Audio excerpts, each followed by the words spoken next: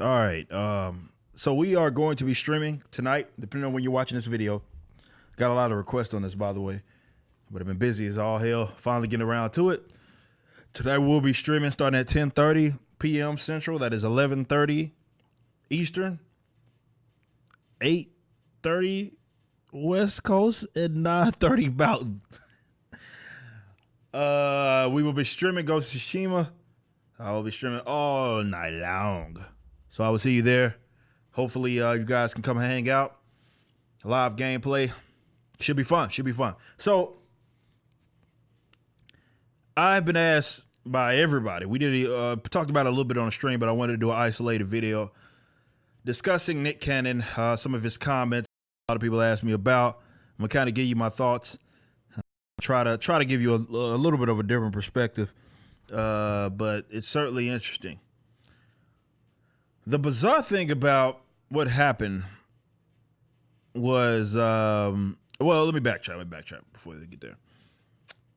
Everybody has their own podcast now. A lot of musicians have entered the podcast world, certainly because they can't tour, they can't do the things that they were doing before. So a lot of musicians, a lot of entertainers, a lot of different just Hollywood elites.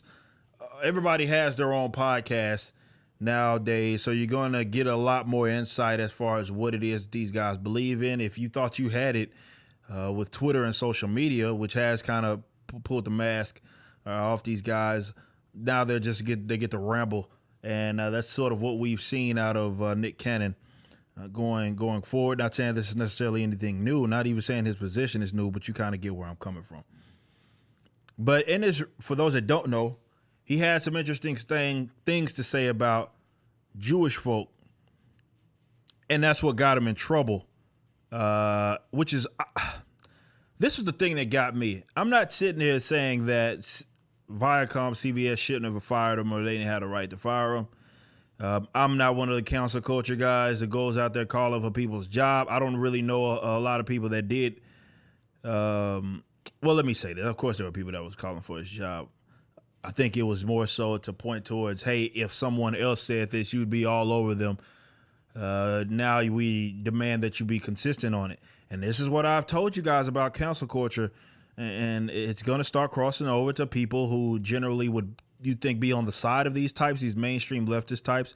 And still, it's nobody's exempt. And like I said, I never coming for someone's job. In the same respects, I don't think anybody inherits the right to work for someone else. If they decide they want to get rid of you for whatever reason, as long as it abides by whatever contract you guys agreed to, I mean, it is what it is.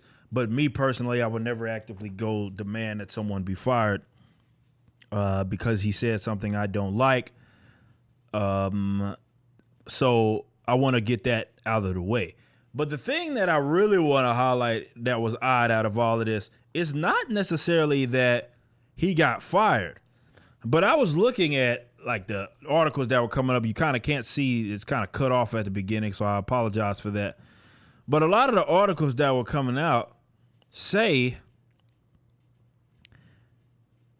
that he was basically his anti-Semitic, anti-Jewish comments, which they were pretty out there, is what got him fired.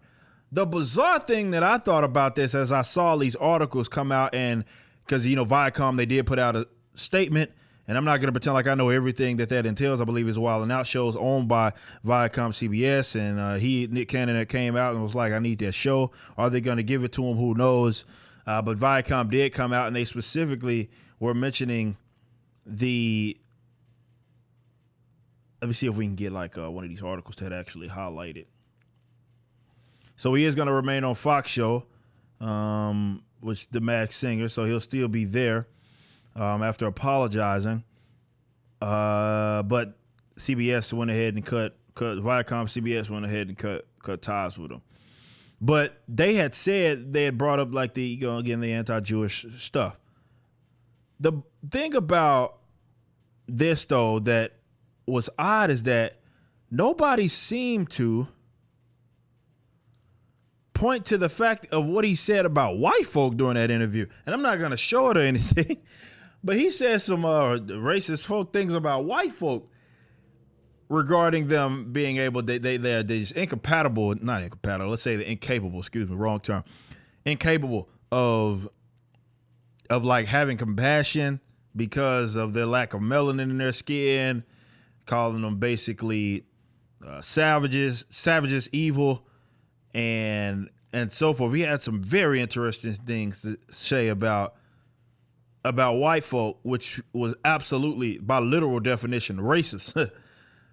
But Viacom, CBS didn't mention that. Nobody mentioned that. And this just goes to show that, look, now, and I think it's been this way for a while, but certainly now because the signaling is in style, white folk is free.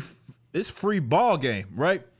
You can say all kinds of jacked up stuff about them, and it's generally not treated in the same capacity as if you said it about black folk, Jewish folk, Hispanics, Asians, and continue on.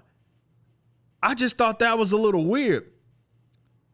That as white, what he said about white, I'm not saying that they condone it, but they didn't even mention it.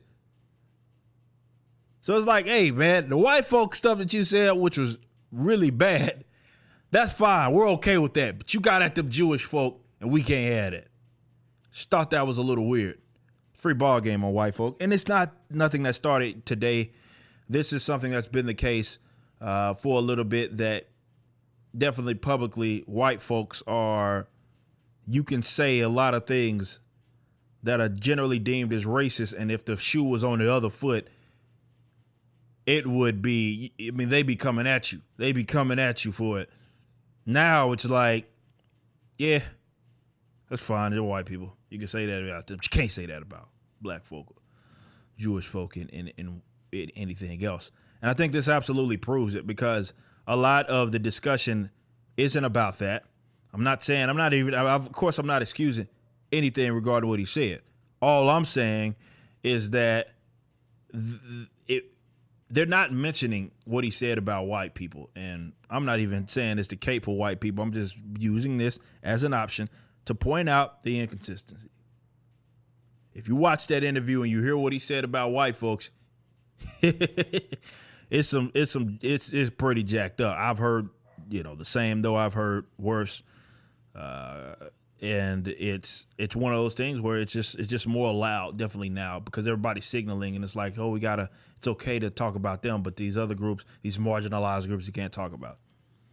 I just wish y'all would be 100 about it and just say that that's the case, instead of acting like you're not being inconsistent. Just say it. Like, yeah, we can do this. We can be racist to white folk. They just can't be racist to us.